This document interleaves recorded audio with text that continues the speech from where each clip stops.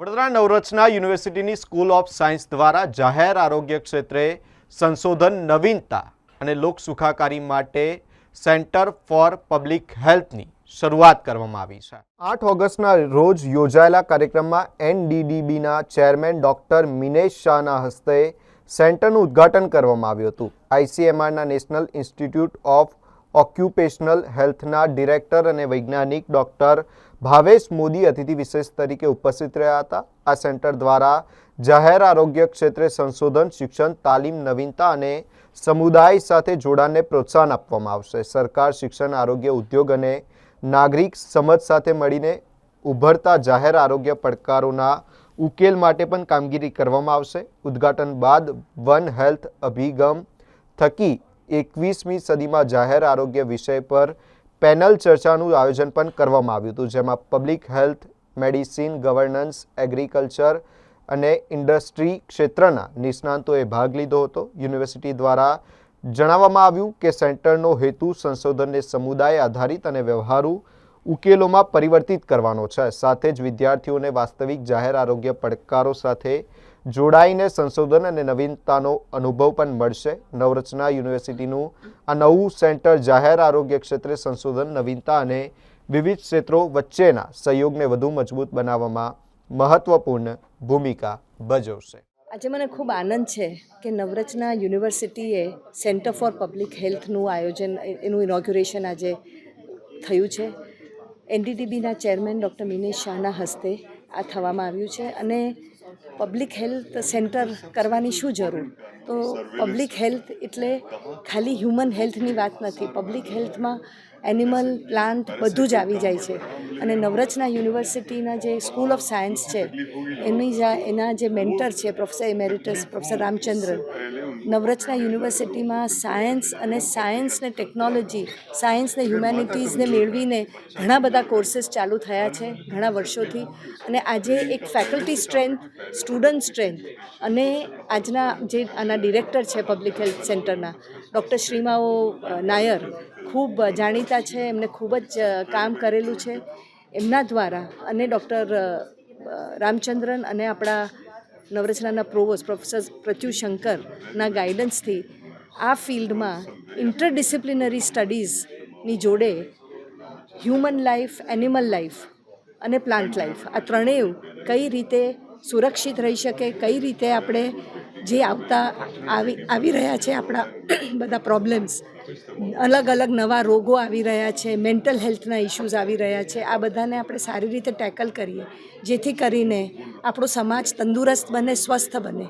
આપણે જે ન્યુટ્રિશન આપણે ખાવાનું ખાઈએ છીએ, જે આપણે આરોગ્ય છે એ બી ન્યુટ્રિશિયસ હોય જેથી કરીને આપણે પ્રિવેન્ટ કરી શકીએ જે બધા હેલ્થના સમસ્યાઓ આવે છે એ બધાને આપણે આ સોલ્યુશન્સ માટે આપણે કામ કરીશું, રિસર્ચ કરીશું, પેપર્સ લખાશે, કોલેબોરેશન્સ થશે અને સોલ્યુશન્સ, વર્કેબલ સોલ્યુશન્સ અને સારી હેલ્થ દરેક વ્યક્તિને આપણા દેશમાં પહોંચી શકે એવી આપણી એક ઓબ્જેક્ટિવ છે અને મને ચોક્કસ ખાતરી છે કે નવરચનાના સેન્ટરમાં, પબ્લિક હેલ્થ સેન્ટરમાં જે કામ થઈ રહ્યા છે એનાથી આપણા સમાજને, આપણા દેશને અને એકચ્યુઅલી ગ્લોબલ લેવલે ખૂબ જ ફાયદો થશે। વી ડોન્ટ ઇવન નો, અમને ખબર નથી પડતી કે જે પબ્લિક હેલ્થવાળા માણસો છે, બેન છે અથવા બીજા પબ્લિક હેલ્થવાળા માણસો છે એ બહુ મોટો રોલ પ્લે કરે છે કંટ્રોલ ઓફ મલેરિયા। કોવિડમાં બહુ મોટું કામ એમને કર્યા, એનાલાઇઝ કર્યો ક્યાં ક્યાં કોવિડ વધારે છે, શું કરવાની જરૂર છે ત્યાં। ઠંડી વાયરસમાં બહુ મોટું કામ કર્યો અને બર્ડ ફ્લૂ થયો તો સુરતમાં તમને ખ્યાલ હશે। એમાં બધાની પાછળ જે પબ્લિક હેલ્થ સ્પેશિયલિસ્ટ છે એ મોટું કામ કરે છે અને they play a very major role. I said in the beginning, એક પબ્લિક હેલ્થનું માણસ ટ્રેન કરો તો એક શહેર બચી જાય, એક આખી ઇન્સ્ટિટ્યૂટ ટ્રેન કરો તો એક આખી પ્રાંત બચી જાય, આખું ગુજરાત રાજ્ય બચી જાય। So it is a very, very happy news that they are starting a center for public health.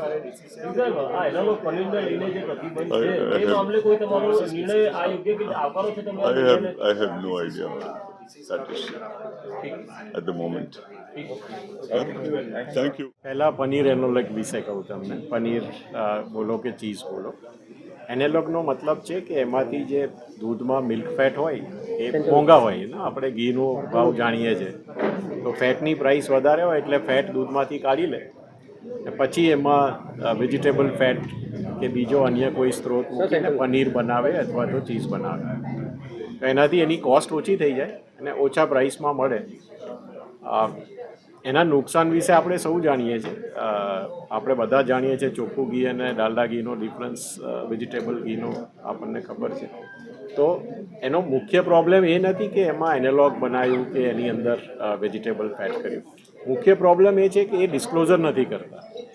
જો તમે પનીર દૂધમાંથી ના બનાવ્યું હોય તો એને પનીર કહી ના શકાય. ડેરીના કોઈ બી પ્રોડક્ટ્સ હોય એના જે ટર્મ્સ છે, ધારો કે પનીર છે કે ચીઝ છે, એને જે FSSAIના સ્ટાન્ડર્ડ પ્રમાણે એને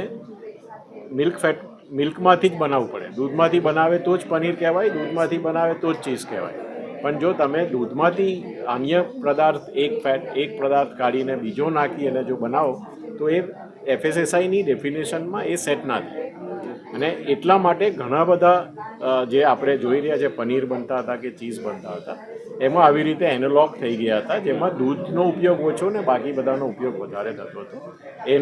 એનાથી જે પબ્લિક હેલ્થમાં પ્રોબ્લેમ થાય એને અટકાવવા માટે મહારાષ્ટ્રએ શરૂ કર્યું, ગુજરાતે પણ કર્યું, કાલે ઉત્તરાખંડે બી કર્યું છે, છત્તીસગઢે શરૂઆત કરી હતી.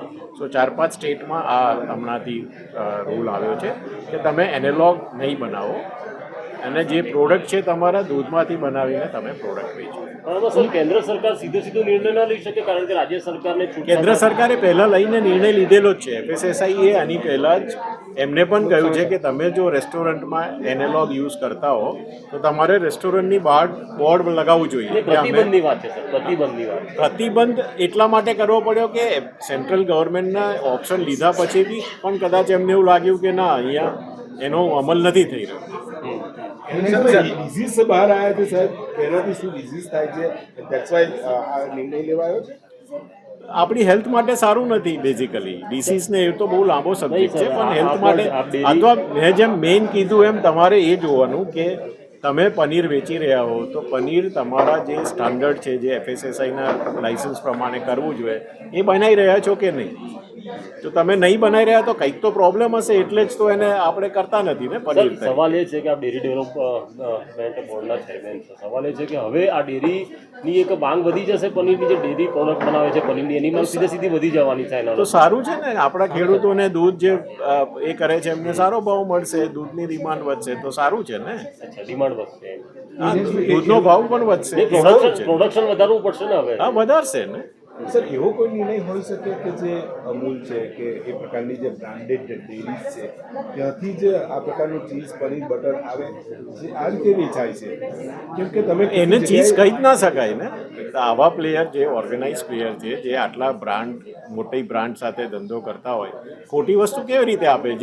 જે તમે પનીર આપો, પનીર જ ના હોય તો કેવી રીતે વેચી શકો તમે? સારું, શું થઈ શકે? એનાલોગ માટે 2 દિવસ ચેકિંગ ચાલ્યું, હવે ફર્ધર શું? કેમ કે એના વિશે આઈ એમ નોટ કોમ્પિટન્ટ, પછી શું થઈ શકશે. પણ આજના તારીખમાં રૂલ પ્રમાણે, સ્ટાન્ડર્ડ પ્રમાણે તમે પ્રોડક્ટ ના વેચતા હોય તો ગવર્મેન્ટ ડિસિઝન લઈ શકે. એટલે કર્યો, ગુજરાતની અંદર લીકર બેન છે, આખા ગુજરાતમાં વેચાય છે, હવે આ એનાલોગ પર બેન છે.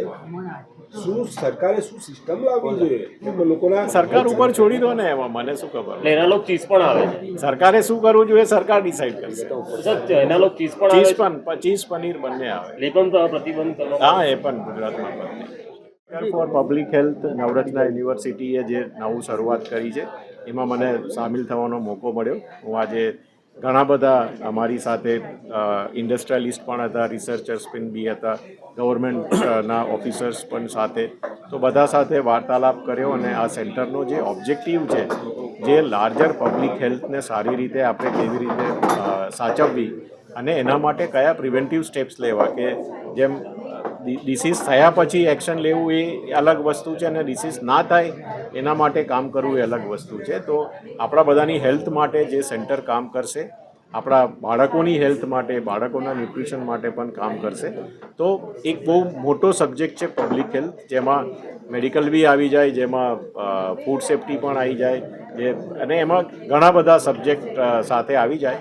તો તો એ એક સેન્ટર એક એવું પ્લેટફોર્મ પૂરું પાડશે જ્યાં અલગ અલગ ડિસિપ્લિનના જે રિસર્ચર્સ છે કે ઇન્ડસ્ટ્રીયાલિસ્ટ છે કે સાયન્ટિસ્ટ છે એ લોકો ભેગા થશે, પબ્લિક હેલ્થ માટે પોલિસી પણ બનાવશે, પબ્લિક હેલ્થ માટે જે જરૂર છે એના રેકમેન્ડેશન બી બનાવશે. સાથે સાથે જે સ્ટુડન્ટ્સ નવરચના યુનિવર્સિટીમાં ભણી રહ્યા છે એ સ્ટુડન્ટ્સને પણ એમાં કામ કરવાનો મોકો મળશે, જે આગળ જતાં આપણા એ એમ્બેસેડર બને કે આગળ જતાં બહુ મોટી ફિલ્ડમાં એ બીજા સ્ટેટમાં જાય, બીજા દેશમાં જઈને પણ આનો ફેલાવો કરી શકે કે પબ્લિક હેલ્થ માટે કેવા એક્શન લેવા જોઈએ, કેવી પોલિસી હોવી જોઈએ. તો એના માટે બહુ સારી શરૂઆત છે. એનડીડીબી આપ સૌ જાણો છો એક કિસાનલક્ષી સંસ્થા છે જે ફાર્મર્સને કેવી રીતે સારો દૂધ અને જેમાં સંકળાયેલા જે પ્રોડ્યુસર્સ છે, ફ્રૂટ એન્ડ વેજીટેબલમાં છે, એડિબલ ઓઇલમાં છે, એમને સારો ભાવ મળે, એમને સામાજિક અને આર્થિક ઉત્થાન થાય એના માટે હંમેશા પ્રયત્નશીલ છે. ફૂડ સેફ્ટી અને પબ્લિક હેલ્થ અમારી સાથે પણ બહુ સારી રીતે સંકળાયેલા છે. દૂધ એક આપણે જાણીએ છીએ એક એનિમલ પ્રોટીનનો જે લેક્ટો વેજીટેરિયન આપણે બધા છે એના માટે એક જ સોર્સ છે, તો દૂધ પણ એના સાથે સંકળાયેલું છે. પ્લસ હવે હ્યુમનની હેલ્થને જો તમે એનિમલ હેલ્થ સાથે નહીં વિચારો કે એન્વાયરમેન્ટ હેલ્થને સાથે નહીં વિચારો તો આપણા એકલાની હેલ્થનો એનો આપણે ગમે તેટલા પોલિસી લેવલ કે એક્શન લઈશું એ પૂરતું નથી. આપણે કોરોનામાં જોયું એકચ્યુઅલી એનિમલ થ્રુ એ વાયરસ જે હતા એ આપણામાં આવ્યા અને આપણે બધા આટલો બધો પેન્ડેમિકમાં ફસાયા હતા. તો એના માટે જરૂરી છે કે આપણે કોઈ પણ હેલ્થની પોલિસી હોય આપણે એક વન હેલ્થ એપ્રોચ તરીકે જઈએ. એનિમલની હેલ્થ છે, પશુઓની હેલ્થ એટલે માણસની હેલ્થ, અને એન્વાયરમેન્ટ કે પ્લાન્ટની હેલ્થને પણ સાથે લઈને પોલિસી બનાવીએ તો આગળ જતાં આપણી દુનિયા સારી રહે, આપણા બધાનું સ્વાસ્થ્ય સારું રહે. એના માટે આ સેન્ટરની જરૂર છે. Thank you.